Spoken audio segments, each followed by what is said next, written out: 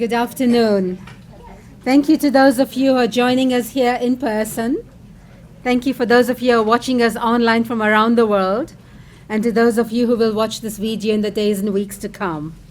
I'm Rajul Pandya-Lorch. I'm Director for Communications and Public Affairs at IFPRI, and I'm very pleased to welcome you to this event on the changing challenges of hidden hunger, micronutrients within the nutrition and development landscape. We are co-organizing this with the Micronutrient Forum, and we are very proud at IFPRI to host the Micronutrient Forum, and we are delighted to be a gold level sponsor of the Micronutrient Forum's 5th Global Conference in Bangkok in late March. We at IFPRI plan to participate in full force at this important event with more than a dozen IFPRI researchers speaking, hosting side events, and the like. As part of the preparation for that event, we are particularly delighted to organize the event today here at IFPRI, and we have a wonderful program lined up for all of you. We will begin today with Saskia Osendarp, Executive Director of the Micronutrient Forum, delivering opening remarks, and thereafter we'll have a panel discussion. Let me invite Saskia to come up and deliver her remarks. Thank you very much, Rajul, and thank you to you and IFPRI for providing us the opportunity to discuss the changing challenges of hidden hunger with you today. And thank you also for hosting the Micronutrient Forum. So hidden hunger or deficiencies in essential micronutrients are a global problem. Micronutrients, vitamins and minerals that our body needs in only tiny amounts are very important and critical for growth, health and development. And deficiencies of micronutrients can have lifelong consequences. So micronutrients, for instance, micronutrients such as folate and iron are known to impact throughout all stages of early fetal development, influencing organ development, endocrine programming, as well as epigenetic programming of gene expression, and this impacts lifelong disease risks. And deficiencies of B vitamins and iron and B vitamins are important for brain development, and that has implications for a child's development later in life, for school performances, and finally for adult productivity. So an estimated 2 billion people worldwide suffer from micronutrient deficiencies, which we also call hidden hunger, because the immediate consequences of micronutrient deficiencies are not always visible. Poor diets result in micronutrient deficiencies. So food systems that promote the inclusion of energy-dense obesogenic foods that are rich in energy but not rich in nutrients result in poor diets, and these can be an important cause of all forms of malnutrition, including micronutrient deficiencies. However, in addition to poor diets being an underlying or being a direct cause of all forms of malnutrition, the physiological stage of being overweight or undernourished in itself also can result in micronutrient deficiencies. And these conditions, overweight, undernutrition, and micronutrient deficiencies, can occur in the same individuals, in the same families, in the same countries, the so-called triple burden of malnutrition. So the promotion of healthy diets and the promotion of breastfeeding are important strategies to prevent micronutrient deficiencies. But in addition to that, we have evidence-based micronutrient-specific interventions such as fortification, biofortification, home fortification, and supplementation that are important strategies as well, particularly for certain population groups that have high needs, such as pregnant women or small children, or in contexts where the required shifts in the dietary habits that need to happen in order to consume healthy diets, such as, for instance, increasing the amount of animal source foods, are either not affordable or not available for the poor, or they put a too high burden on the climate and environment. Now, despite the enormous possibilities for impact, micronutrient interventions at the moment remain underused.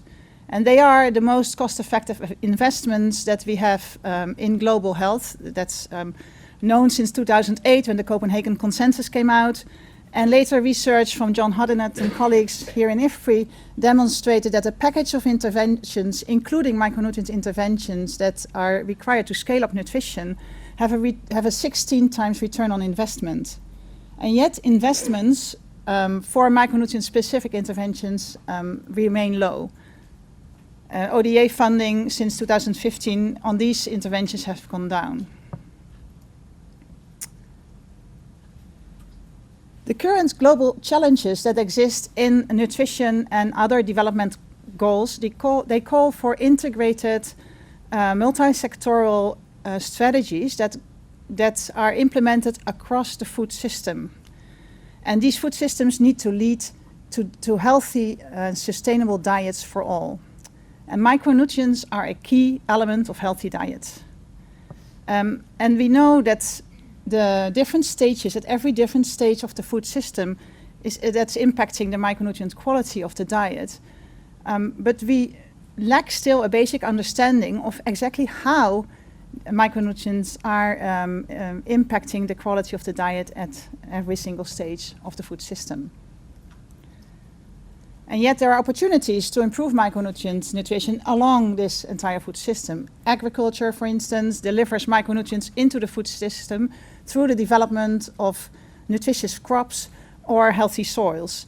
During the stage of food processing, micronutrients can be added to food in fortification.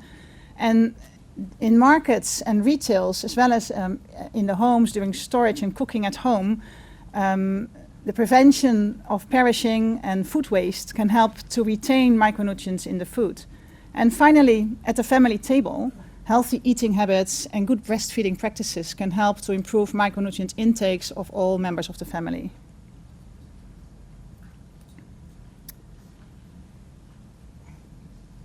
So with today's rapid shifts that we see occurring in food access and in dietary habits and climate change, we see that the problem of micronutrient deficiencies is growing and is also occurring now in contexts where there is a situation of food access. And this proves to be a new challenge for the global research and development community. And yet we only poorly understand at the moment the complex interaction between micronutrient nutrition, climate change and sustainable food systems. We know that the climate is impacting what we eat, and we know that what we eat is impacting climate change. But we don't know to what extent climate change affects the dietary intakes of populations and finally nutritional status. Recent research from Harvard that was published last year in Nature showed that the negative impact of increased CO2 emissions on nutritional quality of food crops can actually be quite substantial. And estimates are that under rising CO2 levels, many food crops can have iron and zinc contents that are reduced by 3 to 17% compared to the current conditions. And this could then lead potentially to an additional 170 million people to be zinc deficient as compared to current conditions. And while we're just about to understand the complexity of these issues and the interrelationships between all the forms of malnutrition, stunting, overweight and micronutrient deficiencies, we lack key evidence on micronutrient status. The data gap in micronutrient deficiency is due to the fact that countries do not routinely collect information on micronutrient status in their large-scale surveys, such as anemia or zinc status or vitamin A status. And it's a burden on countries to collect these data. And this has implications for effective policy setting and effective targeting of interventions. However, it should not be a reason to not act. There is a renewed focus on micronutrients is required, and this focus will lead hopefully to more investments in the collection of data of micronutrient status in populations. And it will also help the global community to work towards the elimination of malnutrition in all its forms by 2030. So at the upcoming micronutrient forum conference in Bangkok, which we will co-convene with the second Global Summit on Food Fortification, we will discuss these issues and the complex interactions between climate change, micronutrient deficiencies, changing food systems and eating habits. This will be a gathering, as Rajul already indicated, of more than 1,000 participants from academia, from the policy setting, from governments, from program implementation. And we welcome you all to join us in Thailand next month. Thank you very much. Saskia, thank you so much for that overview, giving us a background. Please join us here, and I ask all the panelists to join me here in the front, and we'll have a brief conversation with the panelists and then with all of you in the audience here in the room as well as online. So we have a wonderful panel, and you'll get different perspectives from all of them, including our colleague Roland, who joins us virtually from UNICEF. So each of the panelists, to kick us off, has been asked to address the same question. So you'll have a chance to hear different perspectives from them all, not to put challenges on them, but each of them has been asked to address the fundamental question of what do you see as new developments globally that may help to stimulate progress in tackling micronutrient deficiencies. And this question comes very logically from how Saskia ended her presentation. So let me begin first with Marie Ruel. Marie is the Director for Poverty, Health and Nutrition Division at IFPRI. And Marie, we look forward to your brief remarks. What do you see as the big challenges, big opportunities? I mean, there are really big challenges, but what I thought I was asked to talk about was what is promising. So what I find is promising is the fact that, as we saw in Saskia's presentation today, when we talk about food systems and the role of food systems in agriculture in terms of improving nutrition nowadays, we have shifted the focus to talk about improving diets, making diets healthier and more sustainable. And that's a big change from the last, 50 years, where the focus was always on feeding the planet enough food. We still hear today we need to feed 9 billion people, we need enough calories, we need enough food, quantity of food. And now I like the fact that the policy dialogue has finally started to shift to talk about micronutrients in the sense of nutritious diets, because if you have adequate micronutrients in your diet, you're likely to have a good micronutrient status.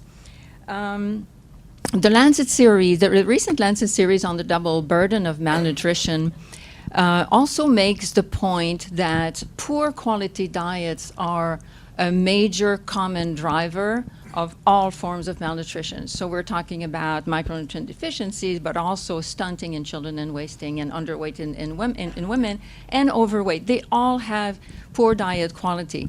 And then the third paper of the series talks about 10 double duty actions which which are thought through with the aim of addressing multiple forms of malnutrition, not just one like we've done in the past. We either work on stunting or we work on obesity.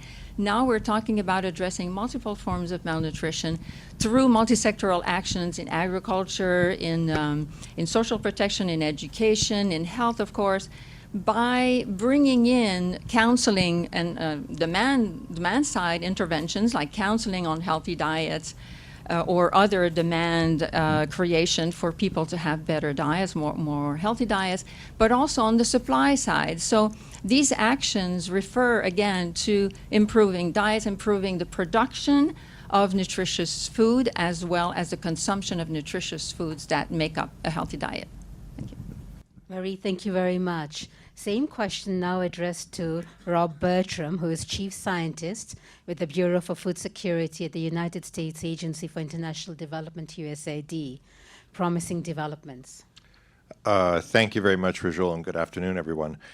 So first I'd like to observe that when we look at maps of what we already care about, which in Feed the Future is reduction in child stunting, reduction in extreme poverty, and now reduction in wasting, these are the same areas that are contiguous where micronutrient deficiencies are concentrated. And I think this builds on the fact that this is ultimately about diet quality, and Marie's pointed out the role of food systems, that approach there. And I think one of our challenges in this space is to make sure we can keep a focus on the vulnerable and undernourished as we tackle very complex problems that affect all of society. Another thing I think is a big shift here, Rajul, is that for a long time we thought a lot about the 1,000 days, and those are great investments. They're absolutely essential. And I think it's important that we always talk about what we're trying to do, say, in food systems as a complement to those. So, for example, the idea that after 1,000 days, the children, adolescent girls, the intergenerational aspects of nutrition that we know are so important, this is an opportunity that I think is growing in front of us to get at these. And there's a lot of synergies in that space between those and the 1,000-day interventions.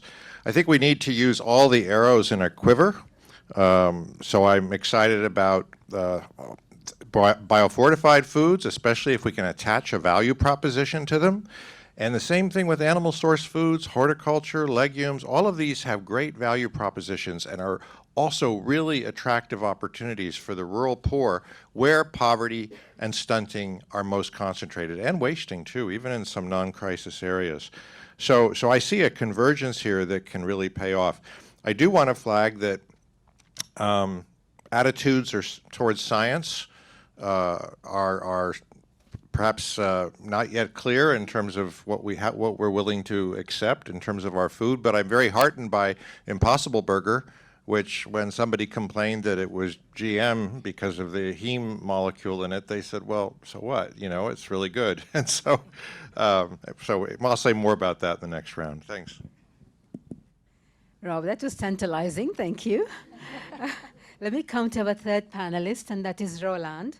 Roland Kupka is Senior Advisor with the Nutrition Section at UNICEF. Roland, we look forward to your remarks to this question. Yes, hello everybody. It's a pleasure to be part of the panel. Sorry I couldn't be there in person. I think one limiting factor in the area of micronutrients has been that we don't have very clear global goals that orient us in our work. However, I think that different groups have become much clearer to identify and work towards a North Star, so to speak, that helps us guide our actions. So for instance, in the area of grain fortification, I think it's becoming quite clear that we should be working towards eliminating neural tube defects that can be prevented by folic acid supplementation, fortification rather, of wheat flour or maize flour. Similarly, in the area of iodine, I feel the field has been able to articulate that the elimination of iodine deficiency at the national level is within reach. As some of you may know, currently only 25 countries are iodine deficient, even though those numbers were much higher at 50 or even higher some 15 years ago. And thirdly, in the area of vitamin A supplementation, for instance, I feel we've become much clearer in knowing that how to integrate this intervention into national health systems, and also how to reach the most vulnerable children with this intervention. Secondly, and this is building on Rob's point as well, I think that many actors have recognized the need to not only focus on young children, but also those in middle childhood and adolescence, as we know that conditions such as anemia, which have strong links to micronutrients, are a major source of disability-adjusted life years in this age group and impair also school attendance and learning.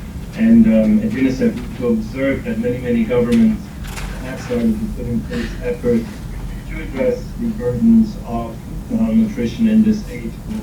And this has been coupled also with efforts to address data gaps in this age group. We've seen a number of countries that have implemented surveys, such as in India, to not only look at the burden of micronutrient deficiencies and other burdens of malnutrition in young children, but also in school-age children and adolescents. So I do think that, with clear goals and clear investments and based on evidence, that in the area of these micronutrient deficiencies, we can really make good progress with the required focus. Roland, thank you so much, and we'll come back to you in the next round. Our fourth panelist is Christine Sandel. She is Senior Advocacy Specialist with the Global Alliance for Improved Nutrition Gain. Christine, please go ahead. We look forward to your remarks. Thank you very much. So I think I would also call out the renewed energy and focus around food systems as a strong opportunity to really focus in with new energy on the link between malnutrition and micronutrient deficiencies and areas where how that can call our attention and coordinate our action around areas where food systems are failing, especially for the most vulnerable.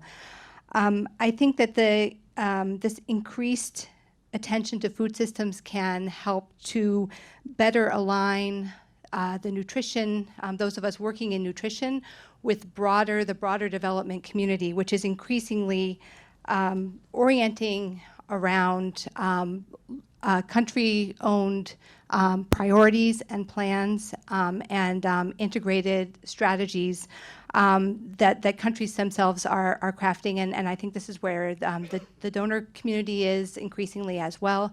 I think that's an incredibly positive movement, and I think that the nutrition community as well, with a focus on food systems, can help the nutrition community to join that overall trend as well. I think we see this in the fortification space, certainly, where the challenge of quality control and enforcement of mandatory fortification programs. Oftentimes, the systems that are set up for fortification exclusively, or even for one specific fortified food vehicle. So you'll see in a country context where the enforcement systems for salt iodization are separate and different from the enforcement mechanisms for wheat flour fortification. I think food systems approach can help us to find new allies and to align our efforts with broader food quality and food control and food safety systems. And I think that will really help us to progress in terms of improving the quality of fortification and optimizing the impact of fortification in low and middle income countries. And then finally, I would just mention that a key opportunity that is coming up is the Nutrition for Growth Summit, where food systems is an area of action in the commitment platform alongside universal health care and fragile and conflict affected states. And I would just note that's a really significant shift from 7 years ago in 2013, where the focus was quite exclusively on stunting. So I think that's an opportunity, again, for better alignment and bringing more people together to address this challenge of micronutrient deficiencies. Christine, thank you so much. Our fifth panelist is Erick Boy. Erick is the head of nutrition at HarvestPlus. Erick, we look forward to your insights. Thank you, Rajul.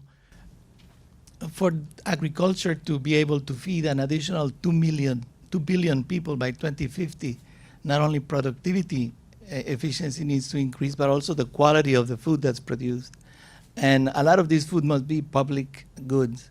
And this is what the International Agricultural Research Centers do. They produce public goods in contrast to private sector-owned technologies. So and so there are two things that I think are promising positive developments that will help transitioning into healthier and sustainable food systems that have to do with the current reform and realignment of the International Agricultural Research Network towards one single mission and more efficient investment of donor funds. And within this reform, there is one key activity that has to do with micronutrients, which is the mainstreaming of plant breeding for nutrition. That means that all the relevant centers, CIMMYT as producing wheat and maize, IFPRI producing rice, etc., they will add nutrient traits, adding iron or zinc to all of their crops and all of the varieties they develop, so that eventually all of the germplasm, all the varieties that go to developing countries or to large farm owners will have increased zinc, iron, provitamin A contents. And back to something that Saskia was mentioning, the impact of climate, of increased CO2 on the levels of zinc and iron in the main staple grains. If you increase zinc in wheat by 40% through biofortification, you buffer the effect of CO2 increases, which is up to 17% decrease of zinc. The same thing with iron. The increased CO2 levels will mean that plants will produce more starch at the expense of protein and minerals, and biofortification mainstream through the centers will help buffer that effect. Erick, thank you so much. So Saskia, you've heard 5 panelists sharing their ideas of what they see as the major developments. Do you want to take a quick reflection? Yes, thank you. And I'm very pleased to hear that there is alignment in what are important developments and promising developments at in the global nutrition and health and development community. I think the recognition that we are now having a crisis of 3 forms of malnutrition, which are interdependent. I think that's an important step forward, as well as the recognition that we need a combination of interventions, that we don't have silver bullets to improve food systems and to deliver micronutrient-specific interventions, sometimes through the universal healthcare systems.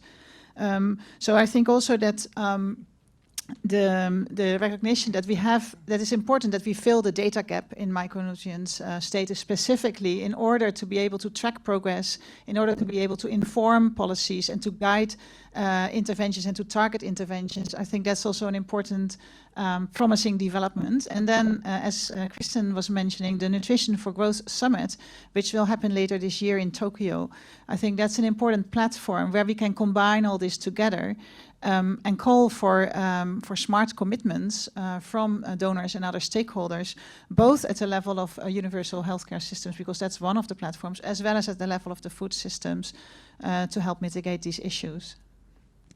Thank you very much. That was our first round with the panelists, and they kind of gave us a picture of promising developments.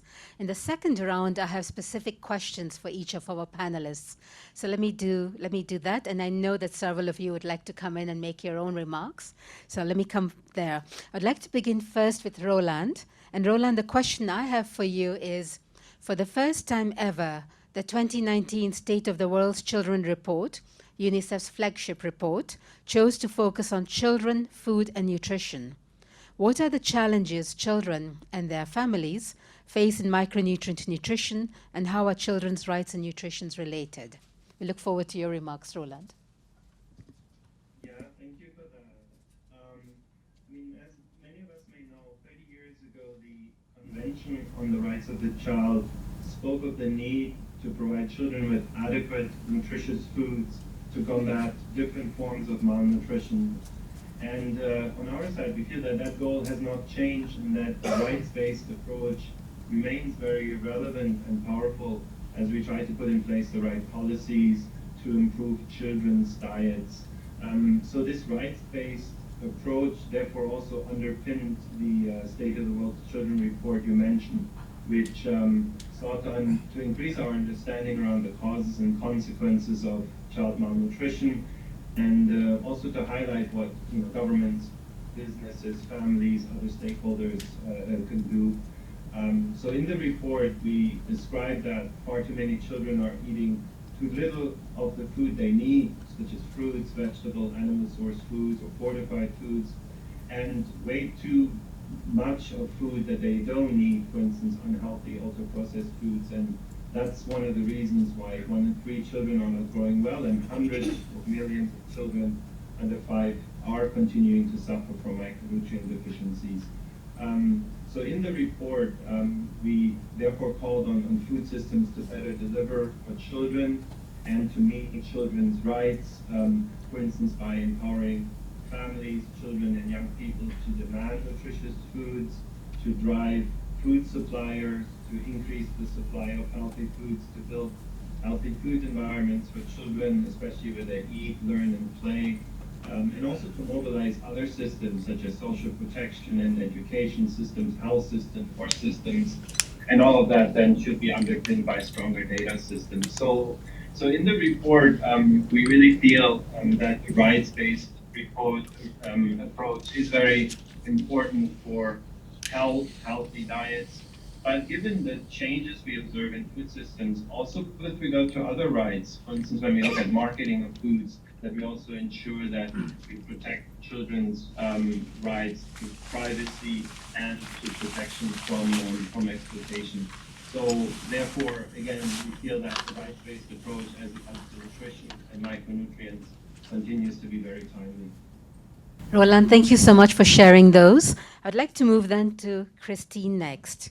Christine, you talked about food fortification, and that has led to some of the world's greatest public health successes, such as salt iodization to improve cognitive development and anemia reduction through fortified flour.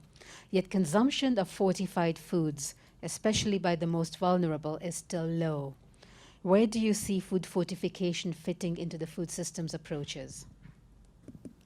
Thank you. Well, I think the first point I would make is that, to start out, is that food fortification, when it's done in its most effective way, it doesn't just fit into a food systems approach, but it is a food systems approach.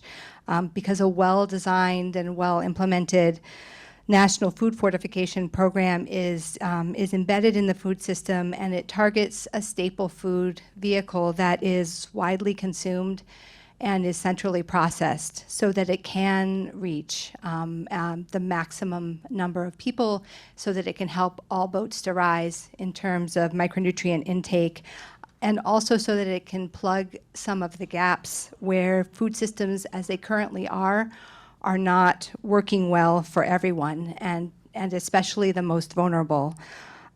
We know that when fortification is done well, that it works, and I think the example of salt iodization is the best example of this.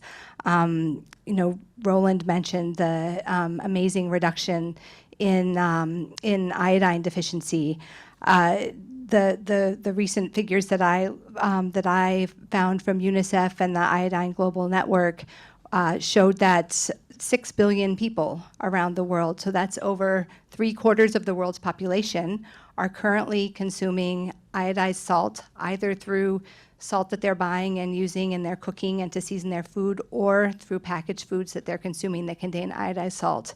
And that's the driving factor behind the fact that we've seen over the last 25 years iodine deficiency, countries with a high level of iodine deficiency declining from 110 countries 25 years ago to just around 20 or 25 today. So that's a massive reach and a massive impact, and we need to learn from that example with other staple food vehicles, because we know that this works when it's done well. Last year, GAIN and among other organizations published a systematic review and meta-analysis of 50 studies in low and middle income countries. And what we found from that systematic review was that we can expect, for example, a 34% reduction in anemia through flour fortification, thanks to improved iron stores, with women of reproductive age and pregnant women especially benefiting from that. The same analysis showed a 41% reduction in neural tube defects due to the reduction in folate deficiency from fortification. Vitamin A deficiency, likewise, has currently, it's estimated, is reducing vitamin A deficiency for approximately 3 million children under the age of 9 every year. So we know that this works, but there's still a huge unfinished agenda on food fortification. There are more than 80 countries around the world that could benefit from staple food fortification programs that don't yet have those programs in place. And then where fortification programs exist, what we're finding is that programs are performing at about 50% of where they need to be, where they could optimize their impact. So the challenge here is to integrate our food fortification efforts into an overall effort to strengthen the food control and food safety systems, and then also an all-hands-on-deck approach to both supporting governments to enforce mandates, supporting the private sector to fortify, but also holding both accountable to be doing, to be fortifying well, and to be enforcing the existing fortification mandates and standards. Thank you very much, Christine. I imagine that the summit that is taking place in Bangkok will also address these opportunities. Let me come to our third panelist, and that is Erick. Erick, the question or comment I have for you, biofortification. It shows great promise, we know that, in delivering a new way of reducing hidden hunger by increasing the nutritional value of crops. Where have you seen the most success with biofortification, and where do you see biofortification really showing promise? Okay, thank you for that question. That's my favorite topic, as you know. Yeah, what a coincidence. Yeah. So biofortification with micronutrients per se is not it's pretty young, relatively speaking, if you don't consider amino acid biofortification, QPM, part of the movement. So despite its very young age, biofortification now has reached over 40 million people that are consuming and using biofortified crops. Around 211 biofortified varieties have been released in of 11 crops have been released in over 30 countries, and about 21 countries, governments have included biofortification in their policies or programs. And the African Union will release its endorsement of biofortification in their next meeting in February, I believe. So significant progress has been made, so that's looking good. And you asked for an example of where things are looking even better. Well, I couldn't choose really Africa or Asia, but an example that is very close to my heart because I've seen evidence-based for biofortification being published recently about the impact that the biofortification of iron pearl millet has had on iron status, cognitive performance, and work efficiency. You know, three very key parameters for social development. It has been in India. So in India, pearl millet has been released, but over and above pearl millet with high iron content, India has also embraced high zinc wheat and high zinc rice in Odisha and the other name, Bihar as well. Pearl millet has been rolled out in Maharashtra, and there a recent survey that I only got my hands on the results of the survey of the pearl millet area in Maharashtra. The results are very encouraging because over 20% of all the farmers in that area are already using high iron pearl millet, one variety that was developed for that area. And over 90% of the women of women in childbearing age of those households are consuming the pearl millet. And the main drivers for adopting pearl millet by those households are, well, first the yield. You know, it's about 5 to 10% higher yielding than the other varieties, and a very small amount of nutrition information about the importance of iron for women's health, children's cognitive performance. So India, I think, is a star example of where biofortification is going very well. India has its own biofortification program that it funds, but of course that's mostly research. It needs more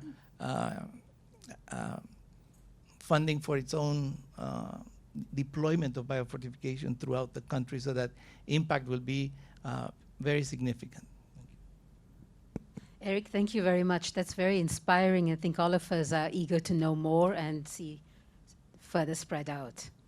Marie, you are the fourth panelist, and the question I have for you is, what role does nutrition-sensitive agriculture play in reducing rates of micronutrient deficiencies? So the issue of nutrition-sensitive agriculture has been now maybe is 10 years old, or we've been talking about that a lot. And at first, we had very little evidence of the impacts of programs that had been focusing on agriculture and with an objective or not on nutrition. There was not really a lot of evidence that these programs did anything for nutrition. So we did several reviews, but the latest was a couple of years ago, when we felt that programs actually had improved a lot. So we're reviewing here the kinds of programs that target the poorest of the poor. They're often relatively small scale, that are often implemented by non-governmental institutions that are really targeting their programs to the poorest of the poor.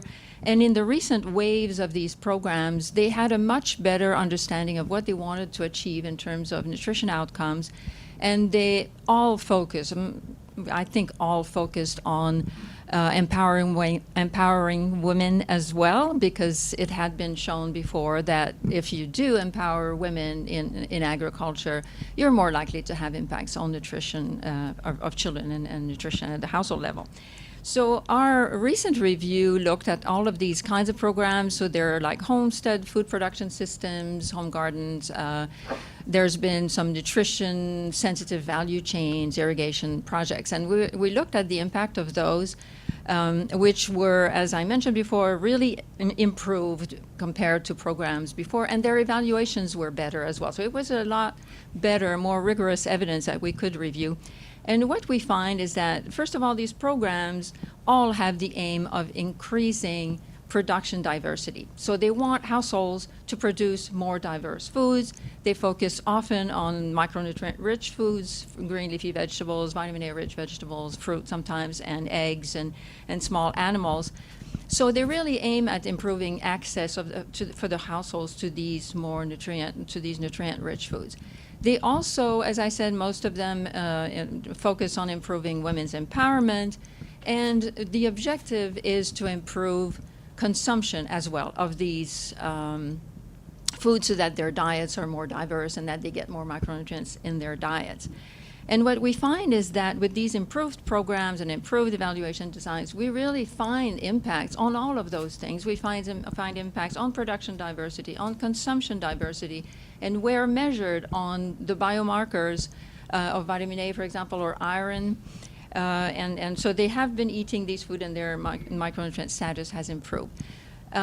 That being said, improvements in stunting have been very difficult to achieve. And so that's because you need a lot more than food to reduce stunting. You need the water, the clean water, you need the health services, you need special food sometimes for young children. So stunting is a difficult impact to achieve, and it has been achieved when programs have been overloaded with these other types of interventions to make sure that they would reduce stunting. So our bottom line with the review, or our recommendation, is that these kinds of programs should focus on what they're good at, improve diversity in production, therefore improve diversity in consumption, making sure that people not only produce more diverse foods, but they also consume them. And that we focus not only on the young children, but we focus on all households of the member, all household members in the family, because everyone can benefit from improved diet. Why would we just focus on the young children? Thank you. Sorry. Marie, thank you very much. That was very helpful, and if anybody is interested in the review, we can help make that available. Our fifth panelist is Rob. Rob, the question I have for you is climate change will have a profound effect on our food systems and the nutritional content of food, in particular micronutrient quality. Saskia alluded to that in her presentation. Can you elaborate on these challenges, and what role do you see for the nutrition community having in the climate change challenges facing the world? Ruel, and you know what I think we're really hearing here today is that there are multiple approaches to this problem, and that they're all important. And at the end of the day, our goal is to make sure nobody slips through the cracks, be they urban, rural, poor, wealthy, male, female. So on climate change, we can talk about, I will say something, Saskia has already covered it nicely about the direct impacts on concentration of nutrients. But I have to tell you that I'm almost, I would say, more concerned about the impacts of things like heat and drought and water, either too much or too little, on the effects on the food system and the agricultural driver of the food system more broadly. So I think about water a lot, and things like around resilience and resilience to shocks, but many shocks are water related, but also for horticulture, 90+% water, Small livestock and fish, huge amount of water required, or at least some water required year-round. Things like feed and dairy and poultry, all of these things are great opportunities for addressing micronutrient malnutrition, but water's key. Now, we know there's been some great studies showing that Africa's potential for irrigation has been greatly it's not exploited very much for sustainable irrigation. So there's some reasons to look up. Advances in solar make it more and more possible to be off the grid, which in some areas is important, or to sell back to the grid, as they do in South Asia. Kristen mentioned the food safety connection. It's critical here because all of these things I just mentioned, they're all where the food safety problems are concentrated. So those of us in the nutrition and micronutrient and agriculture communities have to keep thinking about that as well. So at the end of the day, I think about trying to drive affordability and availability of quality foods and basically an affordable quality diet. And that's what brings us to markets, which is really what I think Marie was getting to with some of her comments, and the fact that we're already learning that the more market access you have, the less it matters what you grow. It's basically having money to buy the food you want. So your choices, may be different from somebody who's very far removed in terms of ensuring your nutritional security of the household. So income poverty remains really important. And I think we have this wonderful new study from the World Bank, Harvesting Prosperity, that shows that agriculture is still ag growth, 4 times as effective in reducing extreme poverty across the economy, rural and urban. And the poorer the country, the more effective. On the specific pieces, I think there are things with science that we can do to push back in that direction, and HarvestPlus is already doing this, showing that we can increase. But one of the most important ones to raise would be iron deficiency in rice. Iron deficiency anemia is broadly contiguous with rice consumption. So we talk about empowering women, but if 50% of them are suffering from anemia, we're missing a big piece of what we need to make that a reality. So this is why I mentioned science, because if attitudes remain, and it's not just here, it could be about heat and drought tolerance. If people refuse technologies that we can show are safe for some sort of moral aversion, I don't know quite how to say it, it can really hold us back in this space. But anyway, I still remain really optimistic that we are showing. And who told us the story about Erick? The story about the pearl millet. That's wonderful, and that's that idea of mainstreaming, which is I think we really need to embrace across the CG system and through national programs and seed systems. Sorry to go on so long, but thank you. Rob, so inspiring and connecting the dots together and pulling the stories together. I won't dare to summarize what our panelists have said because they've been so eloquent. They've covered a range of issues, range of options, and have also inspired us all. What I would like to do is open up for a Q&A session, discussion session with you in the room as well as online. Ideally, we'll be able to do 2 rounds, and the panelists have promised that they'll hear from you and be brief in their responses so we can hear more from you. Can I have a show of hands in the room so I know where to bring mics? And if not, I will give the panelists a chance to also reflect on each other. Let me begin with Julie Howard here. And as the mic comes to you, please tell us who you are and give your intervention. Great, thank you. Thanks very much. I'm Julie Howard. I'm a senior advisor at the Center for Strategic and International Studies, and thank you very much for this discussion. Before I was at CSIS, I worked with Rob and others at USAID.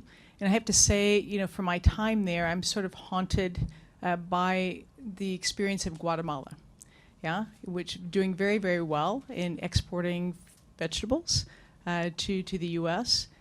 and has among the worst malnutrition indicators in the world, not just in the hemisphere. And it's just, the rice and beans culture, corn and beans culture, so ingrained. So we really haven't heard very much about behavior change on this panel. So I'd love to have your reflections. The other thing that haunts me that's related is as income rises, we have more and more evidence that what people are buying are not necessarily more diverse foods, fruits and vegetables, fortified foods, but they're buying, the Cheeto equivalent. Yeah, I love Cheetos, by the way. So what's the role of the private sector and what's the role of behavior change? So those two things that I haven't really heard enough of from the panel. Thank you. Julie, excellent points. Behavior change, role of private sector. There was a gentleman right next to you. If you can pass the mic there. And now, panelists, please take notes. Thanks very much. My name is Don Friend. I'm a National Academy of Sciences Jefferson Science Fellow serving in the Office of Global Climate Change at USAID. And Rob, specifically for you, I'm curious, when you spoke the first time, you mentioned rural poor, but you did not say urban poor.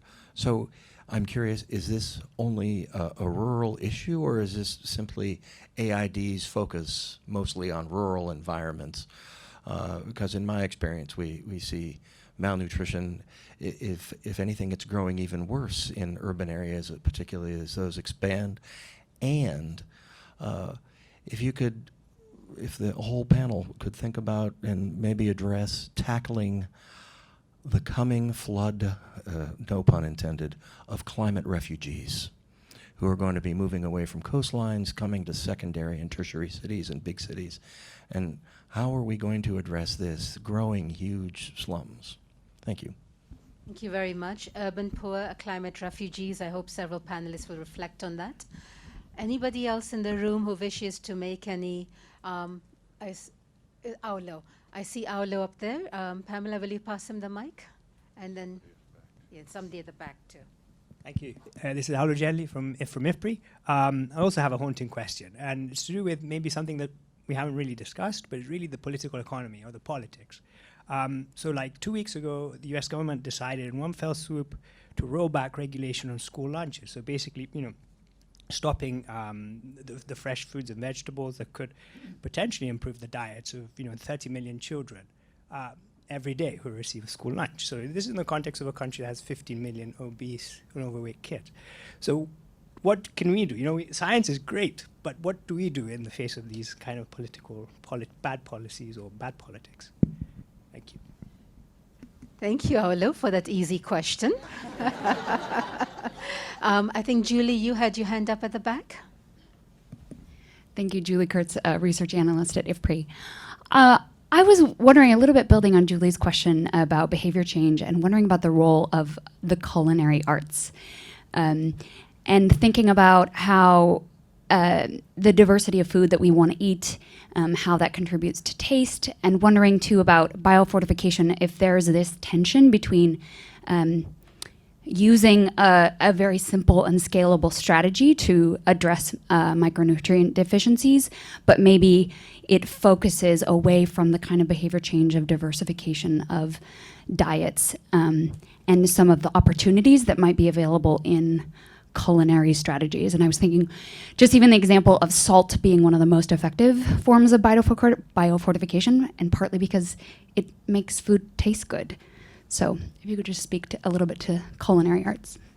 Thank you very much. I'll come to the online questions in the next round, but I'd like the panelists to briefly pick up any of the questions they wish to.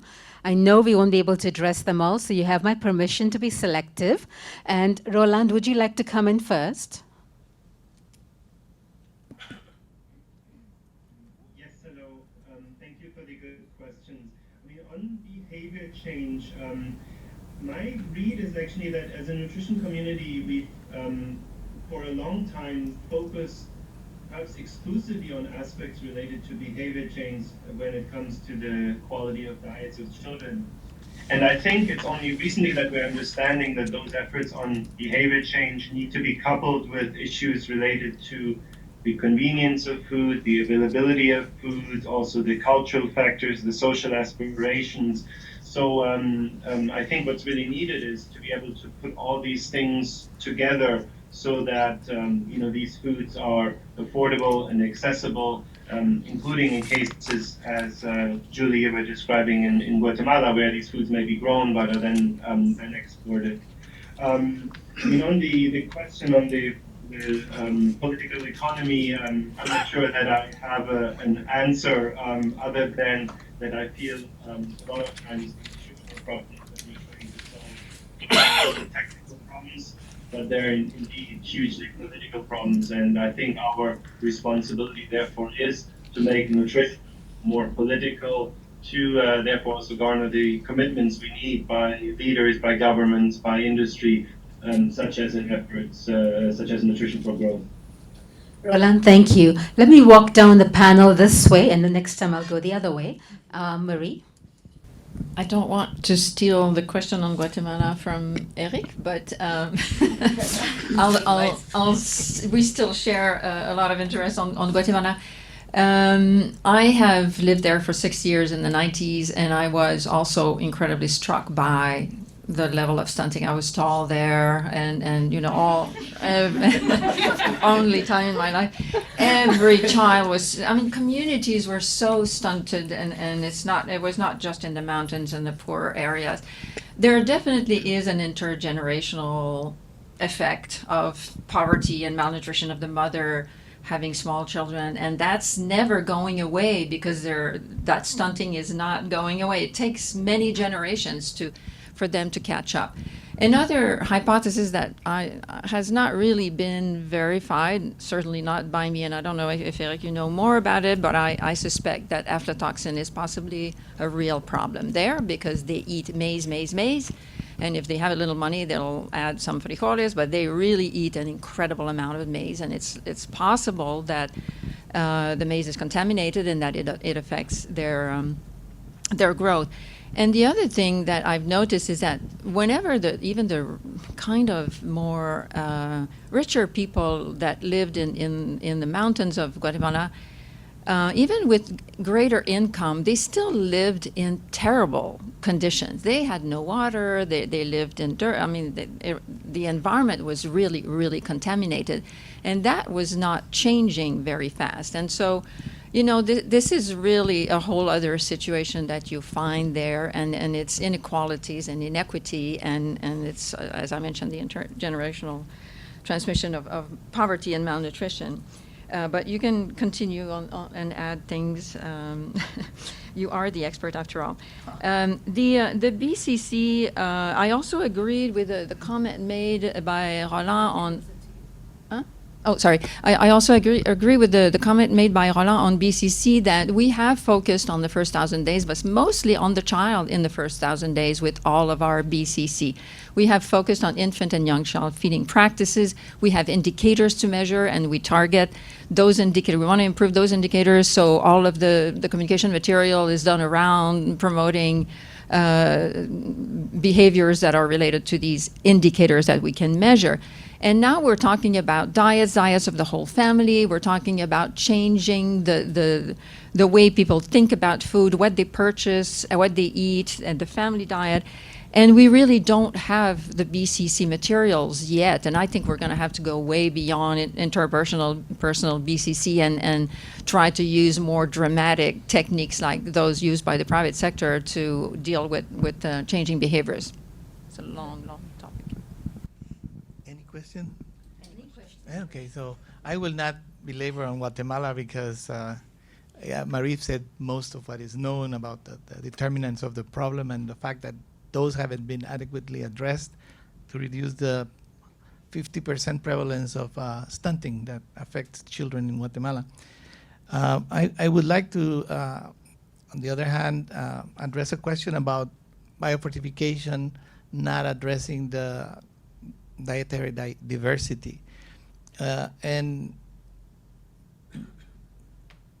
biofortification has been addressed, one crop at a time because the generation of evidence requires that, we generate evidence one crop at a time.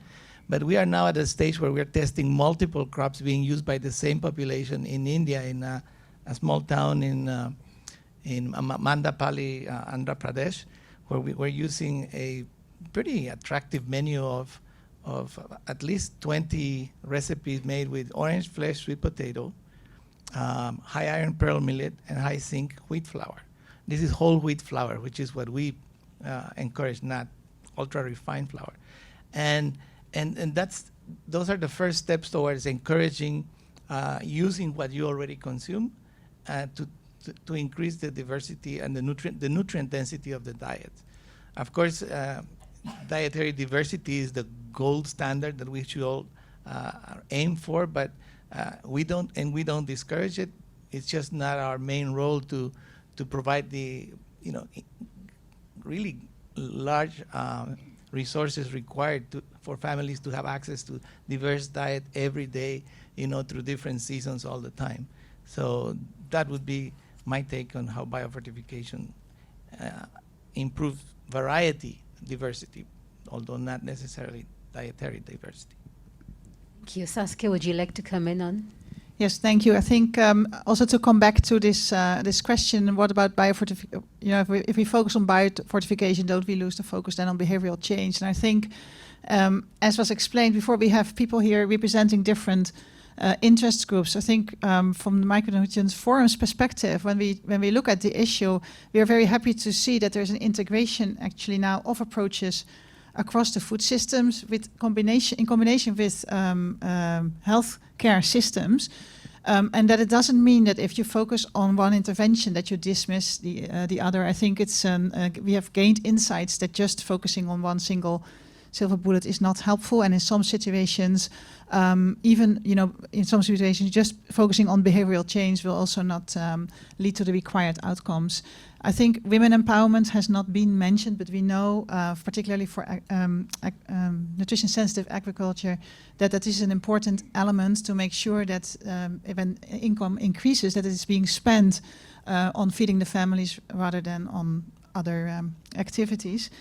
And I also want to make a comment on the culinary art. I thought it was a very nice question. And yes, it is important. And what we have seen in the global nutrition community is an increasing involvement and engagement of chefs that are, I think, the excellent people in between, us scientists and the public, to demonstrate how a healthy, sustainable diet actually looks like. And at the upcoming events in March, we will also have a participation of the Chef's Manifesto.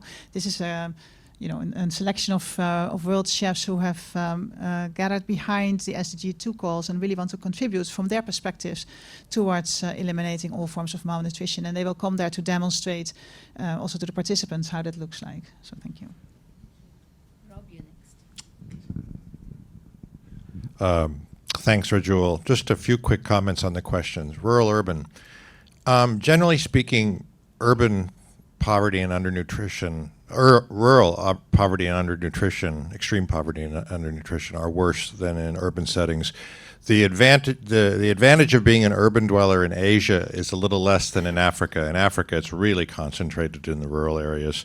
I think the challenge here, Don, is the theory of change to help these people. Is it a matter of safety nets? Maybe it's a matter of market infrastructure. Maybe it's a matter of clean water.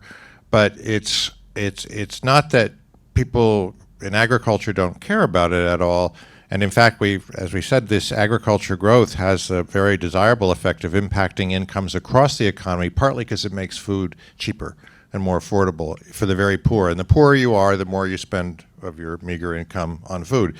So I certainly don't want to ignore that, but the opportunity using agriculture perhaps most directly is to harness rural communities in providing better, more affordable diets for everyone of low incomes, regardless of where they are. Julie, on the private sector, I think that just meshes completely with the comment on policy. Because, private goods are tricky to affect with public investment other than policy. I mean, there may be some. I think there's, bully pulpits and messaging and such, but it does seem like that's an area where policy would be very exciting to explore. I think on behavior change, what I get excited about is co-location, or at least, having our nutrition and health programs really messaging about foods. I don't know about turning agriculturalists into nutrition advisors, but there's ways that we can, I think, share messaging in ways that provide synergies for all the outcomes we're working for. And finally, on the behavior change, and not quite on the culinary arts, I think what we do see is diversification as being a really important opportunity for smallholder incomes in ways that can also make a better market basket more affordable and perhaps more tasty and exciting and interesting. You know, if we think about horticultural crops, but these are all very knowledge intensive, and but they're also employment intensive. So, you know, there's challenges, but many opportunities. Thanks. Okay, so I'm trying to think of what I can say that hasn't already been said, but I would first, I think my colleagues have said very well, express that fortification, focusing on staple foods, it's not inconsistent with dietary diversity. In fact, the two are can be used together. A lot of the staple foods that are fortified are paired with a diversity of other ingredients and can be. So I think that they're certainly not mutually exclusive approaches. And then I would say, in addition to behavior change, I think there's a whole universe of other interventions that are needed to make nutritious food more available and more affordable to the poorest and most vulnerable. And that can range from the way that nutritious food is packaged and sold. Is it packaged in such a way that that it's affordable to low income people? The state of the cold chain, so that nutritious food can move to where it's needed and where it's not available. The issue of food loss and food waste as well, and how are nutrients being lost because of the amount of food that's spoiling before people can consume it. So these are all also issues that are relevant to micronutrient malnutrition that also need to be addressed. And then, of course, the businesses that are producing nutritious food, do the small and medium enterprises that are serving the low-income consumer, do they have access to the finance that they need to grow their businesses as well? So these are all important things to look at. Thank you very much to all our panelists. They've been remarkably disciplined and brief in their responses that allow us to take another round. Let me first take the online questions, and then I'll come back to the room if any of you have any questions. And I warn you, if you don't have, I have one or two questions, and I'm not sure you want me to take them. So let me start. Lucy, online questions, please. Sure. So we have three here. Colin Sheriat, a farmer in Nairobi, Kenya. Currently, there is a massive desert locust attack in Kenya and Ethiopia. What do you think this means for micronutrients and wider food security in these areas, which are already facing food insecurity? Second one is Santosh Dehal from Nepal. What role does the non-government development sector play in strengthening the national food control agencies and ultimately national food fortification programs? And the third one is Mahesh Chandler from ICAR Indian Veterinary and Research Institute, India. How does biofortification relate with biodiversity? Some criticize it for reduced biodiversity. Additionally, how does biofortification via breeding relate with GMOs? Thanks. Excellent questions. I'm sure panelists have made note of that. Let me see if there are any questions in the room or any comments in the room before I come back here. Okay, then can they address that in the second round? Peter, am I seeing your hand up? There's Peter Goldstein right here in the front. Hi, Peter Goldstein from HarvestPlus. This is a big question, but the Nutrition for Growth Summit was mentioned at the end of this year, and I was wondering from a micronutrient point of view, if everybody could ask what would be one thing that they would hope to see come out of that summit. Thank you. Peter, thank you very much. Let me just pose my two questions on the table and then see if anyone wants to react to them. Rob, I was very much struck by the water issue that you raised, and I make the connection to affordable diets because I do wonder if we go further down the road of water scarcity and pricing, what will that do to diets and affordability? And Marie, I don't know if you want to comment on the adolescent girls, because I know you'd done some work earlier, and adolescents has been brought up as the next group to look more into. So why don't I begin with the reverse order of Christine and going this way. And colleagues, at 1:40, I want to give all of you a chance to do your 30-second message. For anybody who really wants to only remember 30 seconds of this event, what is a 30-second message? So 10 minutes at most. And Christine? Okay, so I get my pick of questions this time. I think to speak to what's the role of non-governmental organizations in strengthening national food fortification programs, I think that's a great question. I think there's a very important role for non-governmental organizations in holding governments to account for the enforcement of fortification mandates and fortification standards. The issue of fortification quality is one that's really undermining the effectiveness of fortification in many places, and more attention to that is really needed. And we've done some work in Kenya and in other countries as well, for example, with the Spina Bifida and Hydrocephalus Association. This is a local organization of parents and adult children, or adults who have grown up with spina bifida and now are engaging in advocacy for fortification and talking with politicians in country about the importance of fortification, because it can prevent these types of birth defects that really have drastic effects on the quality of life for parents and for families, and of course for the children that are born with these birth defects. So I think much more attention. Also, consumer associations and consumer rights groups as well are starting to get more involved in this area, and I think that's a really positive development.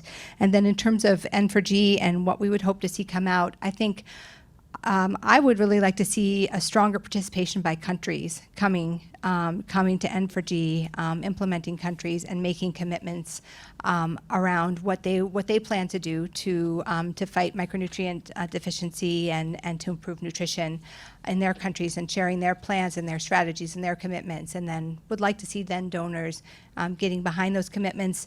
At the Fortification Summit, we've got now government ministers from 7 countries coming to participate, and I think I'm hoping that that's an indication of then. We're hoping this will be sort of a springboard that will continue engagement throughout the year, and also including at the Nutrition for Growth Summit. Thank you, Christine. Thank you. Let's see. Desert locust is a really tough one. I really don't think that there's much good that can come from that, other than maybe we can learn how to be better prepared. This is one of these problems that's cyclical, and there's a great interest, and then if we don't have any attacks for a few years, it sort of peters out. I've seen it over about 40 years, so I don't have a good answer for our friend in Nairobi. On food fortification, it's not my area. But I have a comment to make, and that is we're seeing some really exciting data, maybe from Derek Hetty here at IFPRI, I'm not sure, about some connection between stunting rates and affordability of fortified infant cereals. It seems, and yet we know that Will Masters did that study up in Malawi where they looked at their aflatoxin rates were sky high, the fortifications, as has been mentioned, was all over the map in terms of the fidelity and quality. Is that something we could tackle?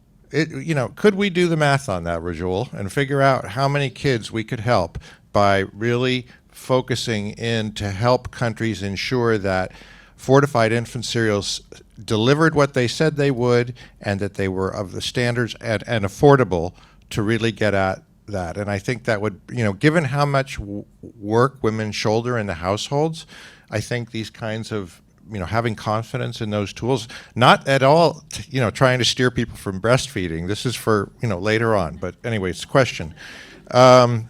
Breeding and biotech, I don't think this is about a trade-off with biodiversity. And we have great ex situ conservation strategies in place to make sure that farmer varieties are conserved and explored and utilized in many cases.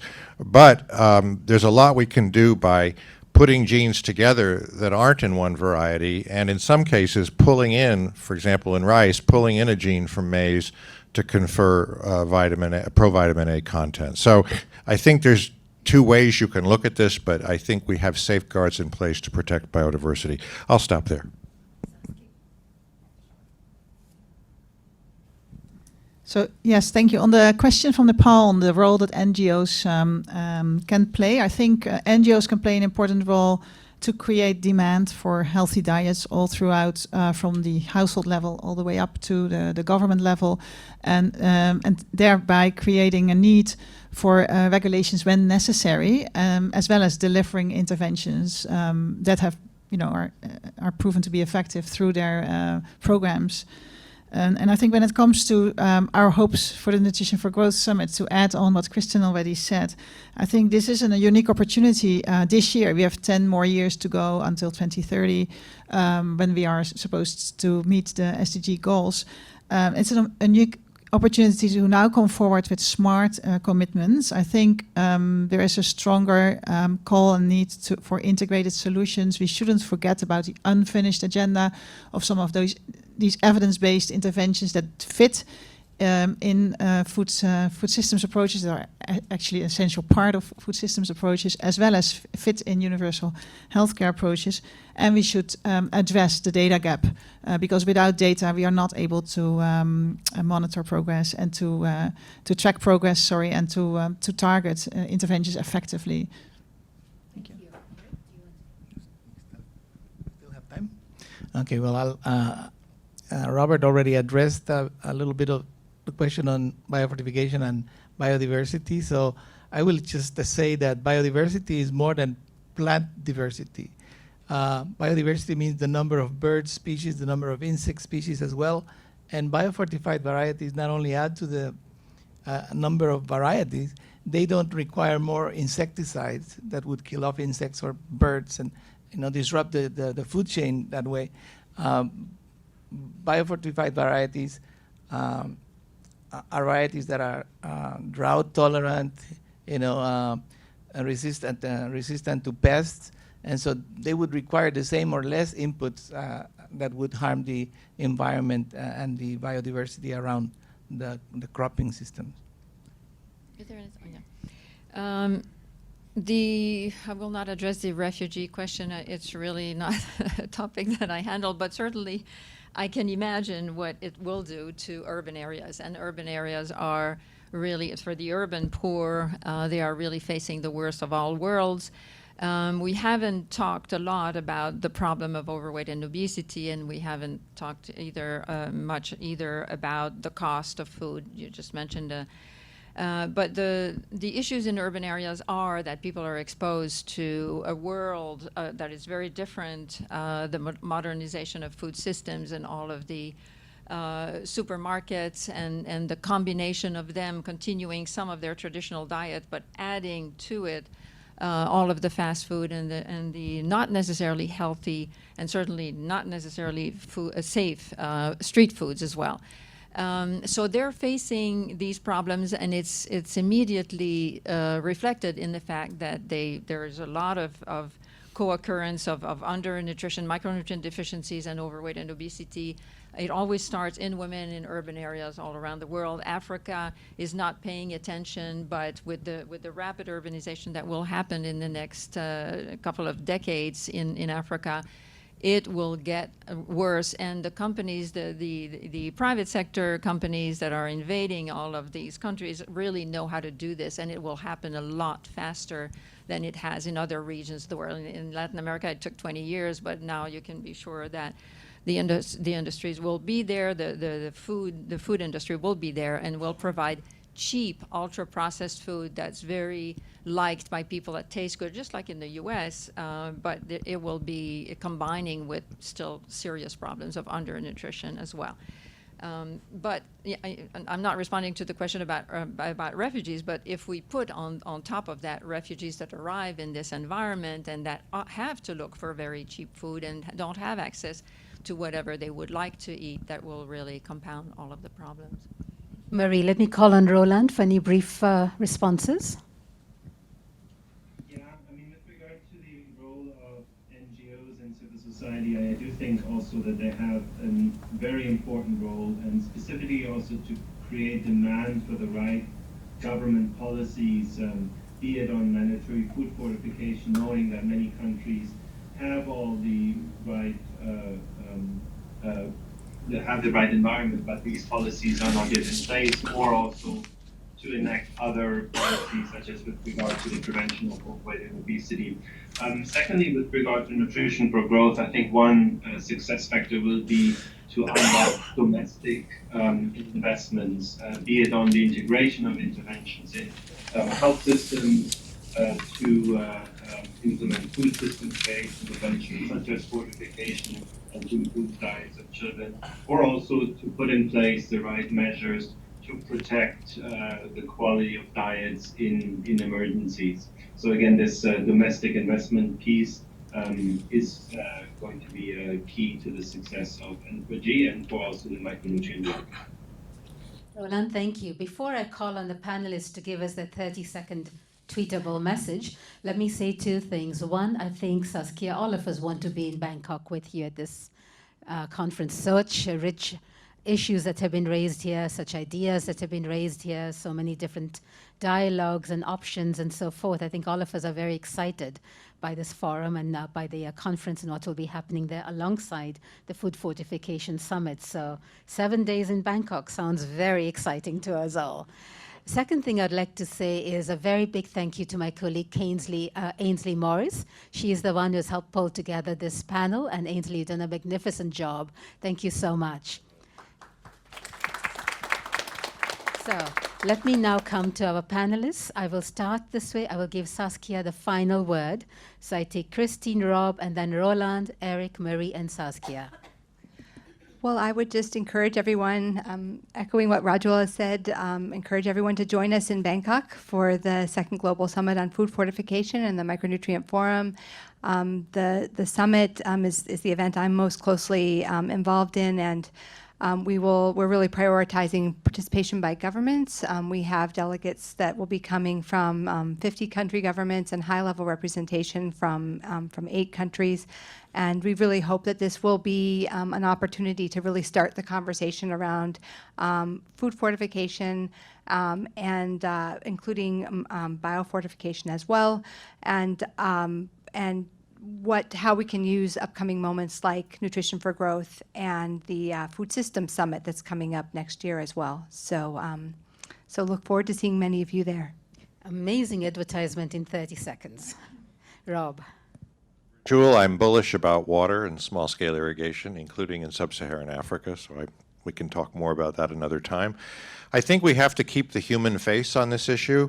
We've all seen the picture of the cousin that moved from Guatemala to America and comes back, and she's twice as tall as her other cousin who's a year or two older than she is. The other thing is I think we need to, I think Erick mentioned the cognitive development issue. That is so compelling, and we need to be able to talk about it, obviously in respectful ways, but to make this really a human justice issue. I think in that regard, being able to characterize the scale of the problem and not always say we estimate 2 billion people. How about let's get science going on diagnostics too? I talked about it with respect to heat and drought and micronutrient content, but diagnostics that could help us really nail this issue and speak about it in a really rigorously, statistically robust way would be very, very welcome. Thank you all. Thank you, Rob. Roland? Yes, I think what we've heard is that many efforts that aim to transform food systems will benefit the entire population, including children.